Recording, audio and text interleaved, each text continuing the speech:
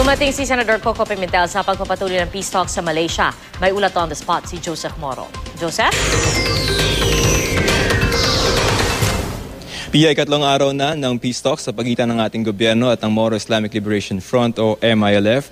Dumating dito si Presidential Peace Advisor Ging Deles at Presidential Spokesperson Edwin Lacerda. Bukod sa kanila ay dumating din itong si Senador Coco Pimentel para obserbahan ang pag-uusap. Sabi ni Pimentel, ito raw ay para bigyan ng moral support ang dalawang panig. Mahalaga ang suporta ng legislatura, Pia, dahil kung mapipirmahan ang pinakahuling annex ng framework on the Bangsamoro sa normalization, ngayong round na ito ang susunod na hakbang na ay ang pagsusumite ng draft ng basic law na kailangang ratifikahan ng Kongreso. Ito ay para palitan ang kasalukuyang Autonomous Region in Muslim Mindanao o ARM at palitan ng isang ministerial form ng gobyerno ng Bangsamoro. Sabi ni Pimentel, hindi na kailangan baguhin ang konstitusyon para bigyan daan ito dahil para lamang itong pagtatatag ng isang local government unit.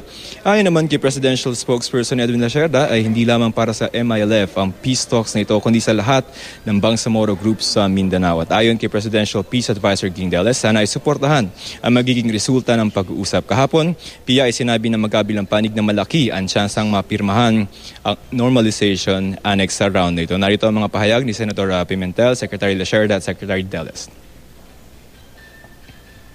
The Congress has to enact a law which will be constitutional. And this is for the good of the country. When we settle such a contentious issue as the Muslim struggle in Mindanao, then this will be good for the country. It involves not only the MILF, MNLF, indigenous people, so it's all-inclusive to.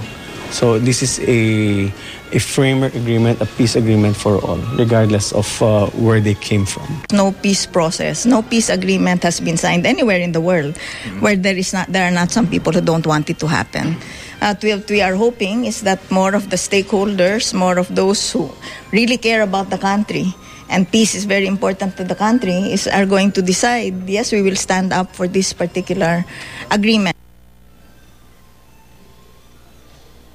Pia, katatapos-tapos lang lamang ng morning session itong peace talks at kakausap natin itong si MILF Chief Negotiator Margaret Bal. At ayon sa kanya ay pwede tayong umasa ng isang significant development either bukas or sa Sunday. Pia? Maraming salamat, Joseph Moro.